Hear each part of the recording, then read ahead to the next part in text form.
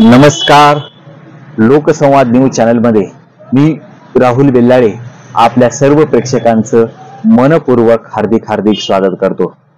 आजचा संवाद पहा लोकसंवाद या विशेष कार्यक्रमामध्ये आज जो आपण विषय घेतलेला आहे तो विषय आहे शक्तीपीठ महामार्ग शेतकऱ्यांसाठी घातक आणि बेधक. आज जो शक्तीपीठ महामार्गाला शेतकऱ्यांचा मोठ्या प्रमाणात विरोध होतोय त्याचं नेमकं कारण काय, त्याची कारण मीमांसा काय हे आपण शोधली पाहिजे, संशोधन केलं पाहिजे. आणि जी आज 2 दिवसाखाली शक्तीपीठ महामार्गाला मंजुरी भेटली आणि त्या मंजुरीतून शासनाने शेतकऱ्यांची बाजू सुद्धा ऐकून घेणं हे क्रमप्राप्त ठरतं, महत्वाचं ठरतं. पण आज महाराष्ट्र शासन शेतकऱ्यांची बाजू, शेतकऱ्यांची मन अवस्था समजूनच घ्यायला तयार नाही. हा खऱ्या अर्थानं महत्वाचा मुद्दा या ठिकाणी उपस्थित होतो. जो शेतकरी या शक्तीपीठ महामार्गाला जमिनी देणार आहे आणि त्याच्या आयुष्यभराची भाकर आज त्या भाकरीसाठी संघर्ष करत आहे आणि त्यातच हा शक्तीपीठ महामार्ग शेतकऱ्यांच्या मुळावर उठलाय का असा जेव्हा प्रश्न निर्माण होतो तेव्हा शेतकऱ्यांच्या प्रश्नाची आज दयनीय अवस्था आज पाहायला मिळते. शक्तीपीठ महामार्गाने शेतकऱ्यांच्या जीवनात जीवनमान उंचावेल का असा जेव्हा प्रश्न पडतो तो कदाचित नाहीच. कारण शेतकरी शेतीवर अवलंबून आहे.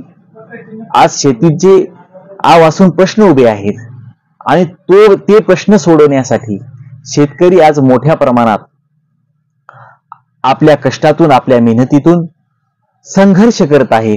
पण या संघर्षाचा हा एक महत्वाचा टप्पा जर आपण समजून घ्यायचा झाला असेल तर आपणाला लक्षात येतं की या शक्तीपीठ महामार्गाने शेतकऱ्यांच्या जीवनाला, शेतकऱ्यांच्या अस्तित्वाला आज खूप मोठी जखम निर्माण करून देणारा हा शक्तीपीठ महामार्ग ठरतोय. शक्तीपीठ महामार्ग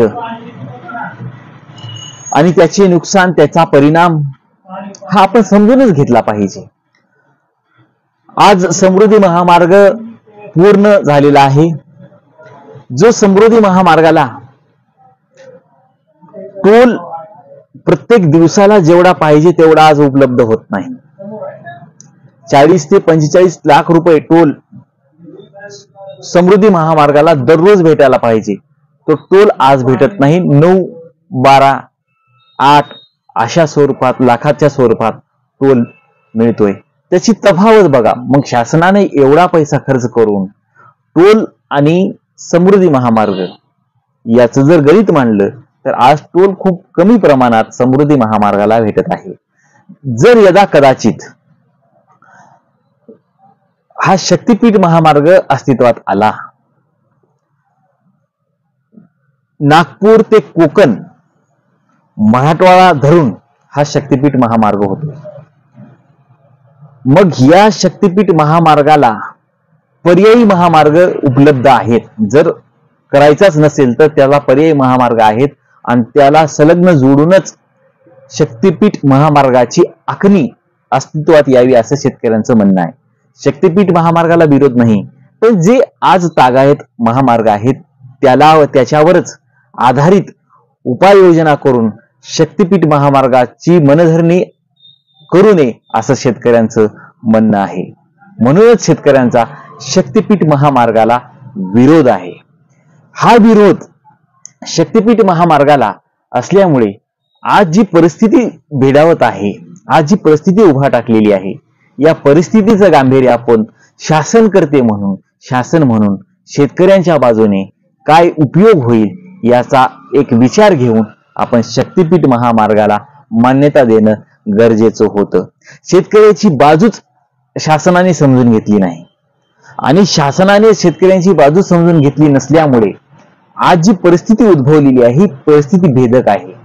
आणि या परिस्थितीचं विश्लेषण करण्यासाठी, या परिस्थितीचा सारांश राजू शेट्टी यांच्या शब्दातून आपण आता ऐकणार आहोत. आणि राजू शेट्टी यांची मुलाखत लोकमत.com.चे आशिष जाधव यांनी ही मुलाखत राजू शेट्टीची घेतलेली आहे. तर मग आपण राजू शेट्टी यांच्या शब्दातून शेतकऱ्यांच्या समस्या, शेतकऱ्यांच्या व्यथा आपण समजून घ्याव्यात, ही एक विनंती.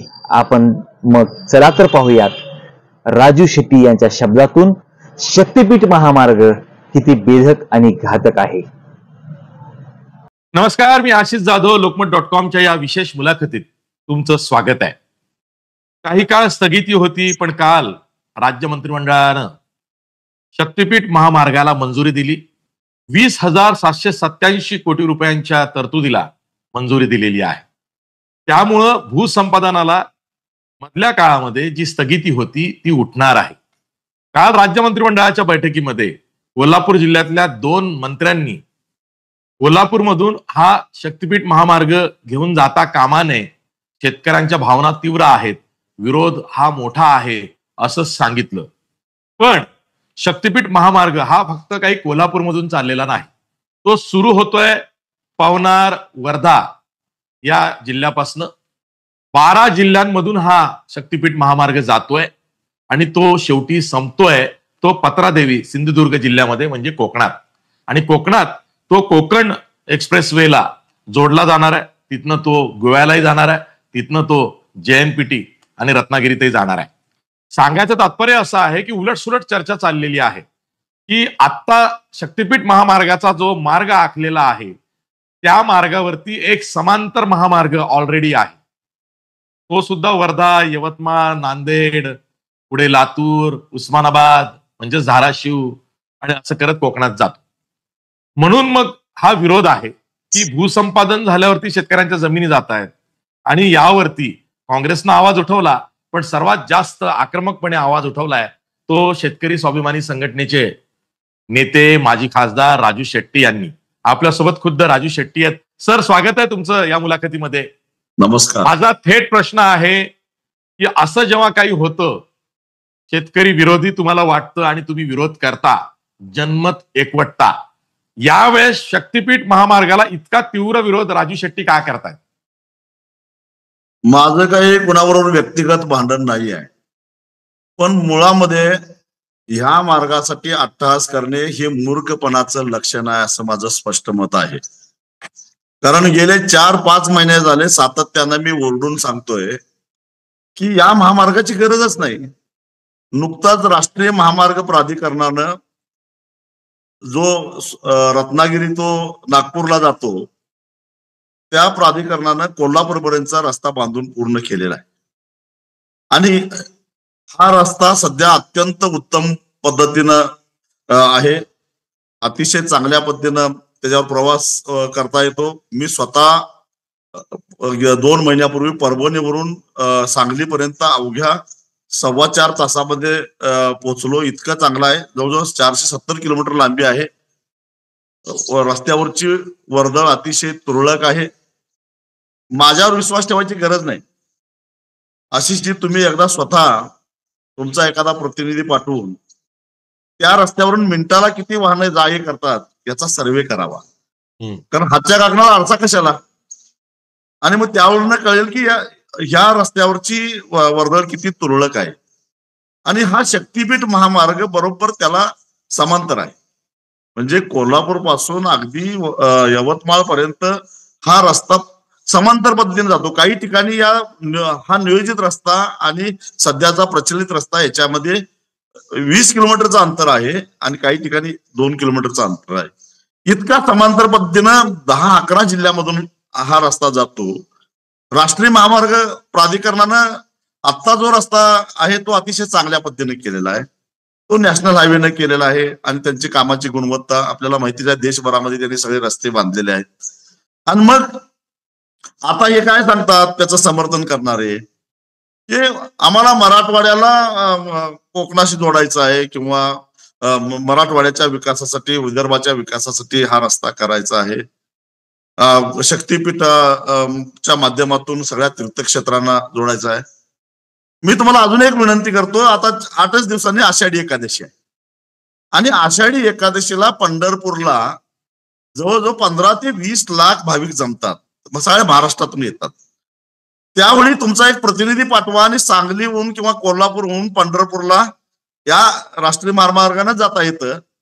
त्यानं जात असताना कुठं ट्रॅफिक जाम होतं का, कुठं अडथळा येतो का हे तपासून बघा.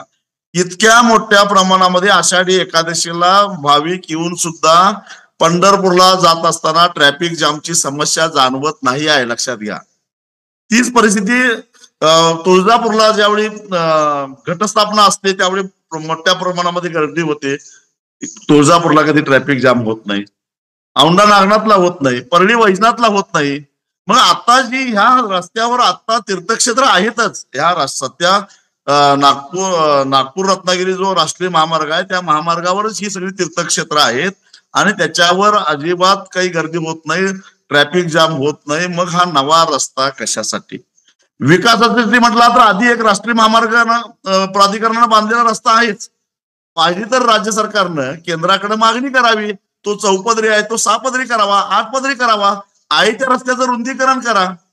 तुम्हाला नवीन रस्ता करण्याची गरजच काय? सर राजू शेट्टी सर एकच मुद्दा सांगतो. मंत्रालयाच्या सूत्रांकडनं माहिती अशी मिळते आहे की गडचिरोली हे देशातलं सर्वात मोठं स्टील हब बनत आहे आणि मग त्या स्टील हब मधून जे कार्गो ट्रॅफिक आहे ती सध्याच्या एक्झिस्टिंग तुम्ही सांगताय त्या महामार्गावरनं तेवढीशी होणार नाही.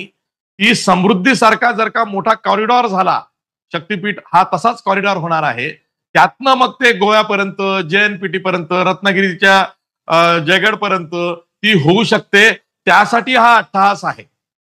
मुळामध्ये राज्य सरकारनं स्पष्ट करावं, हा रस्ता चंद्रपूरमध्ये ज्यांनी उत्खनन सुरू केलंय त्यांच्यासाठी आहे का भाविकांच्यासाठी आहे का मराठवाड्याच्या विकासासाठी आहे का महाराष्ट्राच्या विकासासाठी आहे, हे एकदा पहिला स्पष्ट करावं.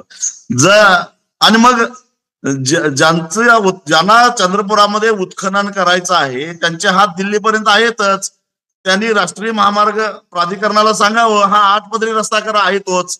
नवीन रस्ता करायची गरजच काय? आणि मला एक कळत नाही की भाविकांना गोव्याला कशासाठी जायचं आहे. मला अजून काय, पवनारवरनं येणारा भाविक गोव्याला कशाला जातो? काय काय काय ह्याच्या पाठीमागचं रहस्य काय? मग आणि सध्या कोल्हापुरातून गोव्याला जोडणारा किंवा मुंबई गोवा जो राष्ट्रीय महामार्ग आहे त्याला जोडणारे 4 रस्ते आहेत. एक आहे कोल्हापूर आंबा घाटातून जाणारा रत्नागिरीचा, दुसरा आहे मलकापूर ते अनुस्करा घाटातून वैभववाडीला राजापूरला जोडणारा, तिसरा आहे तो कोल्हापूर ते गगनबावड्यावरून वैभववाडीला जाणारा रस्ता आहे, चौथा आहे तो कोल्हापूर ते फोंडा घाटातून कणकवलीला जाणारा रस्ता आहे आणि 5वा आहे तो कोल्हापुरातून आंबोली घाटातून जाणारा सावंतवाडीला जाणारा रस्ता आहे. 5 रस्ते आहेत, अत्यंत उत्तम पद्धतीने जातात. आज कोल्हापुरातून रत्नागिरीला फक्त 2.25 तासामध्ये पोहोचता येतं. कोल्हापुरातून गोव्याला 3.5 तासामध्ये आहे त्या रस्त्यानं पोहोचता येतो. शिवाय बेळगाव ते गोवा असा एक रस्ता आणि आहेच. मग ह्या नव्या रस्त्याची गरजच काय? आणि हा नवा रस्ता करत असताना हा बुदरगड मधून जाणार आहे, मग सिंधुदुर्गला जातो. त्या ठिकाणी हत्तीचा हे निवास आहे, म्हणजे हत्तीचा त्याचे वास, हत्ती मोठ्या प्रमाणामध्ये आहेत, गवे मोठ्या प्रमाणामध्ये. दाजीपूरचं अभयारण्य आहे, तिकडे व्याघ्र प्रकल्प आहे, इको सेन्सिटिव्ह झोन मधून हा जातो. आणि शिवाय तुम्ही नेहमी ऐकताय की कोकण रेल्वे दरडी कोसळल्यामुळे बंद पडतात, मुंबई गोवा हायवे बंद पडतो. मग इथं पुन्हा एकदा उत्खनन केल्यानंतर त्या सह्याद्रीच्या डोंगराची अवस्था काय होईल, तिथं माळींसारखी एखादी घटना घडली तर आमच्या बुदरगडच्या किंवा सिंधुदुर्गच्या लोकांनी काय करायचं? कुणाच्या तरी हव्यासा पोटी पर्यावरणाशी छेडछाड करण्याचा यांना काय अधिकार आहे? हा झाला एक मुद्दा. मी शेतकऱ्यांच्याकडे शेवटी जाणार आहे, शेतकऱ्यांचा मुद्दा बाजूला ठेवू. नंतरचा मुद्दा तुम्हाला मी सांगतो की हा जो रस्ता आहे तो ईशान्येकडून नैऋत्येकडे महाराष्ट्राच्या कोपऱ्यातून जातो. म्हणजे ईशान्येकडं आलं वर्धा आणि नैऋत्येच्या बाजूला आलं सिंधुदुर्ग.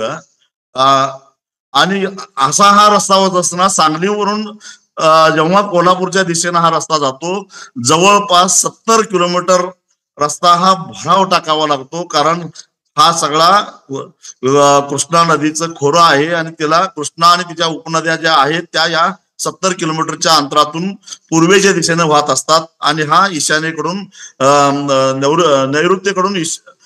ईशान्येकडून नैऋत्येकडे हा रस्ता जातो. म्हणजे हा रस्ता पूर्वेकडून पश्चिमेकडे पाणी घेऊन जाणाऱ्या ज्या नद्या आहेत त्या नद्यांना अडथळा ठरणारा हा रस्ता आहे. आणि ह्या ज्या नद्या आहेत मग ती दूधगंगा असेल, वेदगंगा असेल, त्याचबरोबर घटप्रभा असेल, त्याचबरोबर पंचगंगा असेल, वारणा असेल, कृष्णा असेल, ह्या पश्चिमेकडून पूर्वेकडे वाहतात.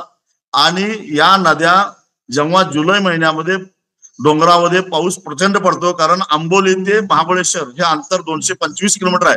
म्हणजे एवढ्या लांबीचा हा अवाढव्य जो डोंगर आहे त्या डोंगरावर पडणारा पावसाचा थेंब थेंब इथं सांगली जवळ येतो आणि दररोज 5 लाख क्युसेक एवढं कृष्णा नदीतून पाणी वाहत जातं. आणि ते पाणी वाहण्याचं काम, वाहून आणण्याचं काम दूधगंगा, वेदगंगा, कृष्णा, कोयना, पंचगंगा आणि चिकोत्रा ह्या नद्या करत असतात. या नद्यांना पास करण्यासाठी पुलं बांधावी लागणार आहेत. आणि ह्या नद्या जेव्हा पावसाळ्यात 5 लाख क्युसेक पाणी आणतात त्यावेळी पात्र सोडून 3-3 किलोमीटर बाहेर पात्राबाहेर पाणी पडलेलं असतं. पूल बांधत असताना फक्त नदी पात्रापुरतं पूल बांधला जातो, बाकीचा सगळा भराव टाकला जातो, कारण ते परवडत नाही. आणि मग भरावा टाकल्यानंतर पात्रातून बाहेर पडणाऱ्या या पाण्याच्या प्रवाहाला अडथळा निर्माण होतो. आणि दुसरं एक नैसर्गिक परिस्थिती अशी आहे की डोंगरावरून आमच्या सांगली कोल्हापूरला येणारं पाणी अत्यंत वेगात येतं आणि पुढे जाणारं पाणी अत्यंत संत गतीनं जातं. म्हणून तर संत वाहते कृष्णाबाई असं म्हटलं जातं, कारण पुढे आलमट्टीचा अडथळा आहे आणि त्या पाण्याच्या प्रवाहाला जवळजवळ 200 किलोमीटर पाण्याचा जो प्रवाह आहे आलमट्टीपर्यंत, त्याला केवळ 7 मीटर एवढाच उतार मिळतो 200 किलोमीटरला. म्हणजे अत्यंत नगण्य सपाट प्रदेश. आणि त्यामुळं पुढे जाणारं पाणी अत्यंत मंद गतीने जातं, येणारं पाणी वेगात येतं आणि मग पुढं पाणी न सरकल्यामुळे हे पाणी सगळं पसरतं, त्याचा तुंब तयार होतो, फूग तयार होते आणि 30-30 दिवस ते पाणी रेंगाळतं. त्यामुळं सांगली शहर, कोल्हापूर शहर, इचलकरंजी शहर, कराड शहर यांना महापुराचा त्रास होतो. केवळ ग्रामीणच नव्हे तर शहरातले झोपडपट्टीतले गोरगरीब माणसं जी 2 मजली किंवा 3 मजली घरं बांधू शकत नाहीत, त्यांना घरातली भांडी कुंडी घेऊन घर सोडावं लागतं. एवढा सगळा व्याप कशासाठी? तर कुणाला तरी हा शक्तीपीठ महामार्ग बांधून त्यातून 50,000 कोटी रुपये पक्ष कार्यासाठी म्हणा किंवा राजकारणासाठी म्हणा किंवा अन्य कामासाठी म्हणा घ्यायचे आहेत. म्हणून हा रस्ता करायचा आहे का? एवढाच माझा सवाल आहे. सर, माझं नेहमी म्हणणं असतं की स्वर्गीय शेतकरी नेते शरद जोशी यांच्या निधनानंतर पश्चिम महाराष्ट्राला राजू शेट्टींसारखे आक्रमक शेतकरी नेते मिळाले, ते पुढे गेले, त्यांनी स्वतःचं अस्तित्व निर्माण केलं. पण विदर्भ मराठवाडा कमनशिबी ठरला. असा तुमच्यासारखा कोणी शेतकरी नेता नाहीये त्या कोरडवाहू पट्ट्यामध्ये की जो सरकारला मॅनेज होत नाही. आणि आम्ही कमी अधिक प्रमाणात गेल्या 20-25 वर्षामध्ये बघितलेत शेतकरी नेते मॅनेज होतात. तुमच्यासारखा एखाद दुसरा आहे. आता परिस्थिती काय आहे? जेव्हा असा महामार्ग करायचा, काय सांगितलं जातं की समृद्धी महामार्गाप्रमाणेच इथे भूसंपादन होईल, त्यापेक्षा कदाचित वेळ प्रसंगी जास्त दर मिळेल आणि मग कोरडवाहू पट्ट्यामध्ये आत्महत्याग्रस्त विभागातनं हा महामार्ग जात असल्यामुळे लोकांना असं वाटतं की आपल्या जमिनी गेल्या तरी भरपूर भाव, त्याला बाजारभाव आणि जो भूसंपादनाचा कायद्याचा भाव आहे तो मार्केट रेट पेक्षा जास्त वगैरे वगैरे, अशा अनेक अवास्तव कल्पना त्यांना सांगितल्या जातात. तेही आडाखे बांधतात आणि भूसंपादनाला राजी होतात. तसंच आता काहीसं होण्याची शक्यता विदर्भात आणि मराठवाड्यात आहे. आणि मग एकदा इकडं झालं की मग पुढे रेटणं सोपं जातं, असा सुद्धा विषय आहे. मी 12च्या 12 जिल्ह्यामध्ये जाऊन शेतकऱ्यांना समजावून सांगितलेलं आहे. आता जो सगळीकडे विदर्भापासून मराठवाड्यापर्यंत विरोध होतोय याचं कारण तेच आहे. आताच आपले लाईव्ह सुरू होण्यापूर्वी मला धाराशिव मधनं फोन आलेला होता. त्या ठिकाणी जिल्हाधिकारी सांगतायत मला मुख्यमंत्री कार्यालयातून सातत्यानं फोन येत आहेत, तुम्ही काही करून सर्व्हे सुरू करा. मी तुमचं ऐकू शका. अक्षरशः लोकांनी पाय धरले, बूट धरला कलेक्टरचा, लाज वाटली पाहिजे त्या कलेक्टरला, त्याचा बूट धरला आणि म्हटले अहो आमच्यावर दया करा. आताही या क्षणाला धाराशिवच्या जिल्हाधिकारी कार्यालयासमोर 60-70 लोक कालपासून बसलेले आहेत. आम्हाला यातून वाचवा, आमची जमीन आम्हाला द्यायची नाही असं सांगतायत. आणि हे जिल्हाधिकारी दुष्टपणानं सांगतात की मला मुख्यमंत्र्यांनी प्रेशर आणलेला आहे, मला हा सर्वे केलाच पाहिजे. पोलीस म्हणतात कलेक्टर ऐकत नाही, कलेक्टर आमच्यावर प्रेशर आणतात, कलेक्टर म्हणतात की मुख्यमंत्री आमच्यावर प्रेशर आणतात. मी देवेंद्र फडणवीसांना प्रश्न विचारतो की तुमचा एवढा इंटरेस्ट का या रस्त्यामध्ये? एका बाजूला तुम्ही सांगता की शेतकऱ्यांना विश्वासात घेऊन भूसंपादन करू, आणि दुसऱ्या बाजूला अशा अफवा उठवल्या जातात. कारण कुजबूज गँग यांच्याकडे चांगलीच आहे, आणि ही कुजबूज गँग गावागावामध्ये जाऊन सांगते की समृद्धीपेक्षा जास्त पैसे मिळणार आहेत. पण मी तुम्हाला सांगतो आशिषजी, तशी वस्तुस्थिती नाही आहे. वस्तुस्थिती अशी आहे की उद्धव ठाकरे जेव्हा मुख्यमंत्री होते त्यावेळी महाविकास आघाडीच्या काळामध्ये त्यावेळचे महसूल मंत्री बाळासाहेब थोरात यांनी 2013च्या कायद्यामध्ये अमेंडमेंट केलेले आहे. आणि त्यामुळे समृद्धी महामार्गाला पैसे जसे भरघोस शेतकऱ्यांना मिळाले तसे पैसे या संपादनामध्ये मिळणार नाही आहेत. मी अनेक वेळा एकनाथ शिंदेना आणि उद्धव ठाकरे आपल्या देवेंद्र फडणवीसांना भेटून सांगितलं, अरे किमान राजकारण म्हणून तरी यात राजकारण तरी करा. उद्धव ठाकरेंनी शेतकऱ्यांचा मोबदला कमी करण्याचा कायद्यात दुरुस्ती केली होती, ती दुरुस्ती आम्ही मागे घेतो आणि 2013च्या कायद्याप्रमाणे आम्ही महाराष्ट्रात जेवढं काही भूसंपादन होईल त्याला पैसे द्यायला तयार आहेत असं म्हणा. ते म्हणायला तयार नाही आहेत, लक्षात ठेवा. त्यांचा हेतू स्वच्छ नाही. आणि जे म्हणतायत ना की शेतकऱ्यांना भरपूर पैसे मिळतात, मला वाटतं की माझं हे बोलणं आता वर्ध्यापासून सिंधुदुर्ग पर्यंत सगळे शेतकरी ऐकत असावेत असं मी गृहीत धरतो. त्यांना जे सांगायला येतात की तुम्हाला भरपूर पैसे मिळतात, त्यांना एकच प्रश्न विचारा की हा माझा अमुक अमुक गट नंबर आहे आणि तो संपादित होणार आहे आणि त्याला पैसे किती मिळणार आहेत, आकडा सांगावा त्यांनी. आणि मग तुम्हाला दूध का दूध आणि पाणी का पाणी होईल. मी शेतकऱ्यांची कधीही दिशाभूल करत नाही, मी शेतकऱ्यांना खोटं कधी सांगत नाही. पण हे शेतकऱ्यांना गंडवून, शेतकऱ्यांना फसवून त्यांचे पैसे, त्यांच्या जमिनी काढून घ्यायच्या विचारात आहेत. ह्यांच्या मनामध्ये पाप नाही ना. महाराष्ट्राच्या विकासासाठी यांना रस्ता करायचा आहे ना, महाराष्ट्राला प्रगतीपथावर न्यायचा आहे ना. मग त्यांनी माझ्या एका प्रश्नाचं उत्तर द्यावं. तुमच्याकडे पैसे नाहीत म्हणून तुम्ही जागतिक बँकेकडून पैसे घेऊन भांडवल उभारणी करताय, खाजगी क्षेत्रातून भांडवल उभारणी करताय. आज तुम्ही सांगताय 86,000 कोटीमध्ये हा रस्ता बांधणार, परंतु मला माहित आहे महाराष्ट्रामध्ये एक प्रचलित आणि लोकप्रिय शब्द आहे सुप्रमा, सुधारित प्रशासकीय मान्यता करून तो रस्ता पूर्ण होईपर्यंत 1.5 लाख कोटीपर्यंत जाणार आहे. कारण समृद्धीचं तसंच झालेलं आहे. आणि मग मला सांगा की तुम्ही एवढा मोठ्या प्रमाणामध्ये खाजगी क्षेत्रातून भांडवल उभारणी करून रस्ता बांधायला लागलेला आहे. मग देवेंद्र फडणवीस माझ्या एका प्रश्नाचं उत्तर द्या. माझ्या शेतकऱ्याची जमीन हेच भांडवल समजा आणि त्याला उद्योजक बनवा ना. आणि जोपर्यंत म्हणजे माझ्या माहितीप्रमाणे 90 वर्षे टोल द्यावा लागणार आहे. 90 वर्षे त्या जमिनीचा टोलमध्ये हिस्सा ठेवा. कारण त्यानं विकासाच्या कामासाठी जमीन दिली म्हटल्यानंतर विकासाचे जे फायदे होतात ते फायदे ज्याच्या जमिनीतून तो रस्ता गेला त्याला व्हायला पाहिजे नको. मग त्याच टोलमध्ये तुम्ही हिस्सा का ठेवत नाही, या प्रश्नाचं उत्तर देवेंद्र फडणवीसने मला द्यावं. सर, संसदेच्या मागच्या अर्थसंकल्पीय अधिवेशनाच्या वेळेस सरकारने एक उत्तर दिलं होतं. ते उत्तर असं आहे, प्रश्न विचारला गेला होता सरकारला की एकूण देशामध्येच किती जमिनीचं म्हणजेच भूसंपादन झालेलं आहे, किती जमीन अधिग्रहित झालेली आहे आणि कोणत्या कोणत्या राज्यात किती किती झालेली आहे. त्यामध्ये प्रथम क्रमांकाचं राज्य महाराष्ट्र निघालं की ज्या राज्यामध्ये सर्वाधिक भूसंपादन झालेलं आहे. आणि त्यातलं बहुतेक भूसंपादन हे रस्त्यांसाठी झालेलं आहे. सर, जर का शेत जमिनी अशा जात गेल्या, आधीच छोटं मोठं शहर म्हणू नका, प्रत्येक ठिकाणी लेआउट्स मध्ये शेत जमिनी गेलेल्या आहेत.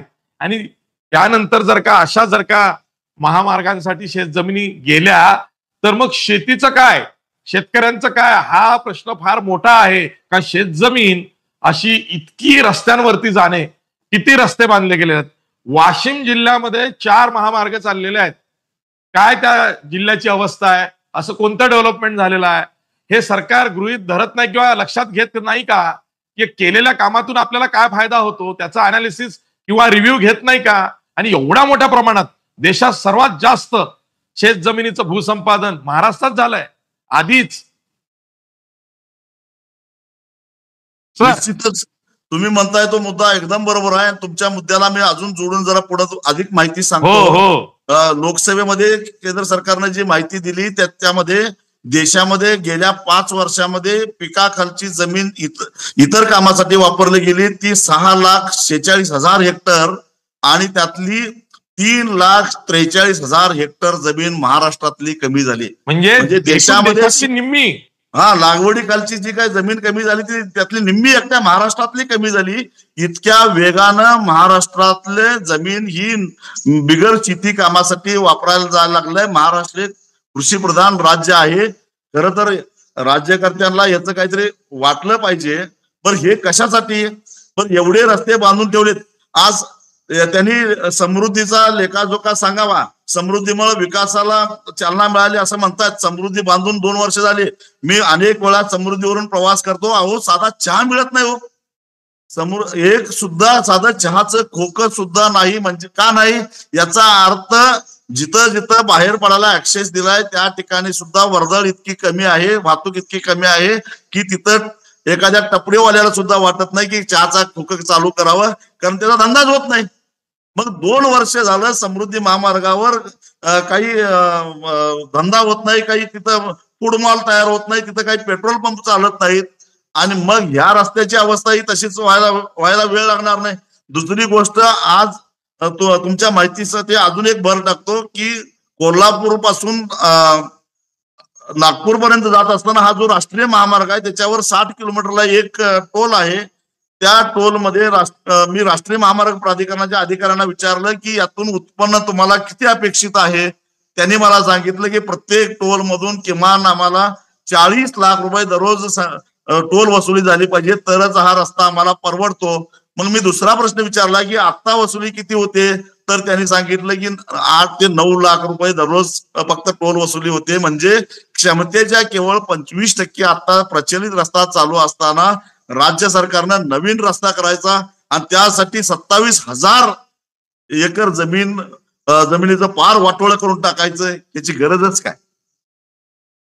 राजू शेट्टी सर, मला पुन्हा एक प्रश्न विचारायचा आहे की राज्य मंत्रिमंडळाच्या कालच्या बैठकीमध्ये तुमच्या जिल्ह्यातले जे 2 मंत्री आहेत प्रकाश आंबेडकर आणि हसन मुश्रीफ यांनी चिंता व्यक्त केली, विरोध केलेला नाही. मी पुन्हा सांगतो ऑन रेकॉर्ड, विरोध करण्याची हिंमतच नाही त्यांची की शेतकरी हे शक्तीपीठ महामार्गाच्या विरोधात आहे. आता जर का भूसंपादन हाती घेतलं तर पुढच्या वेळेस आमचं निवडून येणं कठीण आहे किंवा अगदी स्थानिक स्वराज्य संस्थांच्या निवडणुकांमध्ये सुद्धा आपल्याला फटका बसू शकतो. म्हणून मग बातम्या यायला लागल्या की कोल्हापूर जिल्ह्याला वळसा घालून हा शक्तीपीठ महामार्ग जाईल, जेणेकरून राजू शेट्टी आणि इतर शेतकरी कोल्हापूर पट्ट्यातले विरोध करणार नाहीत.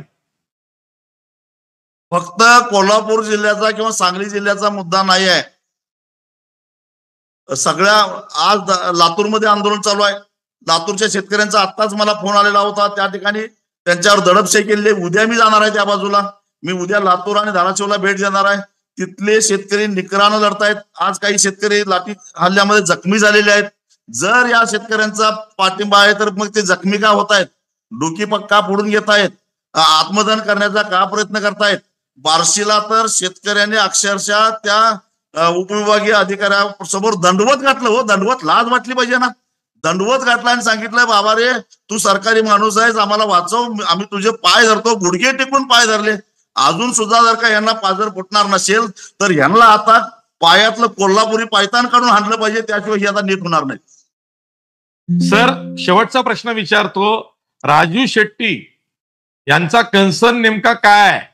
शक्तीपीठ महामार्गाला विरोध करणे आहे की नाही? शेतजमिनी चालल्या शेतकऱ्यांच्या कोल्हापूर आणि पश्चिम महाराष्ट्राच्या पट्ट्यामध्ये कमाल जमीन धारणा कमी आहे, कारण एकतर बागायती शेती आहे, ऊस उत्पादक शेतकरी जास्त मोठ्या प्रमाणात आहेत, ज्यांच्या भूसंपादनात शेती जाईल ते साहजिकच विरोध करतील. पण मग पुढे कोरडवाहू पट्ट्यामध्ये आधी असलेला विरोध हा हळूहळू मावळतो असा अनुभव सरकारच्या लेखी आहे. समृद्धीच्या वेळेसही तेच झालं. म्हणून हा जो तुमचा विरोध आहे हा शेवटपर्यंत टिकेल का? हा विरोध निव्वळ शेतकरी नेता म्हणून मी करत नाही, लक्षात ठेवा. एक या महाराष्ट्राचा जबाबदार माणूस म्हणून मी या गोष्टीला विरोध करतोय. याचं कारण महाराष्ट्राला हा रस्ता न परवडणारा आहे. 90 वर्षे टोल देऊन या रस्त्यावरून प्रवास करणाऱ्या प्रवाशांची लूट होणार आहे. कारण नसताना, एक रस्ता असताना दुसरा राष्ट्रीय महामार्ग प्राधिकरणाचे लोक खाजगीत सांगतात की हे लोक आमचाही सत्यानाश करणार आहेत, कारण समांतर रस्ता झाला तर आमचं उत्पन्न अजून कमी होणार आहे, आमचं घातलेलं भांडवल निघणार नाही, असं कुजबूज राष्ट्रीय महामार्ग प्राधिकरणाचे अधिकारी सांगतात. एकदा गडकरी साहेबांना खाजगीत भेटून विचारा त्यांचं मत काय आहे. मला एक अधिकारी असं म्हणाला, तो आधीचा महामार्ग आहे ना आशिष, तो नितीन गडकरींनी बांधलाय, त्यांचं ते श्रेय आहे. म्हणून देवेंद्र फडणवीसना दुसरा बांधायचा आहे का? विसरताय म्हणून देवेंद्र फडणवीसना दुसरा बांधायचा आहे का? कारण मी गडकरींना एकदा विचारलं, गडकरी साहेब तुम्ही देशभरामध्ये रस्ते बांधले, तुम्हाला 6 पदरी रस्ता बांधायला 1 किलोमीटरला खर्च किती येतो? कसलाही विचार न करता सहजगत्या ते बोलले, मला 35 कोटी रुपये 1 किलोमीटर रस्ता बांधायला येतो. आणि समृद्धी महामार्गाचा जर डीपीआर बघितला तर 107 कोटीला 1 किलोमीटर हा रस्ता पडायला लागलाय या क्षणाला. परत त्याचं सुधारित प्रशासकीय मान्यता मिळाली तर तो 150 कोटी व्हायला वेळ लागणार नाही. म्हणजे किती तफावत आहे. म्हणजे राष्ट्रीय महामार्ग प्राधिकरणातले लोक साधू संत आहेत असं अजिबात मी म्हणत नाही. ते काय वाराणसीला काशीला जाऊन गंगा स्नान करून पवित्र होऊन आलेले नाहीत, पण तरी सुद्धा ते 35 कोटीला 1 किलोमीटर रस्ता बांधतात. आणि हे बहादर निघालेले 107 कोटीला 1 किलोमीटर रस्ता बांधायला. मग मला सांगा की हा रस्ता बांधण्यामध्ये फायदा कुणाचा आहे? आणि हा सारा पैसा रस्त्यावरून प्रवास करणाऱ्या प्रवाशांना टोलच्या रूपानं परत द्यायचा आहे. हा काय सरकारच्या खर्चातून रस्ता होत नाही. महापुरामुळं कराड, सांगली, इचलकरंजी आणि कोल्हापूर, कोल्हापूरला तुम्ही बऱ्याच वेळा आलाय. हा रस्ता जर झाला आणि पट्टण कोडोली ते माणगाव हा जर पूल जायला शक्तीपीठाचा झाला तर कोल्हापूरच्या बिंदू चौकामध्ये महापूर आल्याशिवाय राहणार नाही. म्हणजे अर्ध कोल्हापूर पाण्यामध्ये जाईल, सांगली पाण्यामध्ये जाईल. मग एवढं करून ह्यांना काय मिळवायचं आहे? तिकडं सिंधुदुर्ग मध्ये पार आंबोली आणि तिथलं जे काही पर्यटन स्थळ आहे त्यांचं पार वाटोळं होऊन जाईल. हत्तीचा वास तिथं आहे. हत्ती गव्यांना आपलं क्षेत्र सोडून जावं लागणार आहे. हे कशासाठी? तर कुणातरी एकाचं ड्रीम प्रोजेक्ट आहे म्हणून. अरे बाबा, तुझा ड्रीम साध्य होण्यासाठी आमचं वाटोळं करू नको. आमचे नेते शरद जोशी सांगायचे, आमचा विकासाला विरोध नाही, पण आमची थडगी बांधून त्याच्यावर विकासाचे मनोरे बांधू नका, एवढंच आमचं म्हणणं आहे. Yes sir. Raju Shetty sir, तुम्ही वेळात वेळ काढून ही मुलाखत दिली त्याबद्दल मी लोकमतच्या वतीनं तुमचा आभारी आहे. धन्यवाद. धन्यवाद.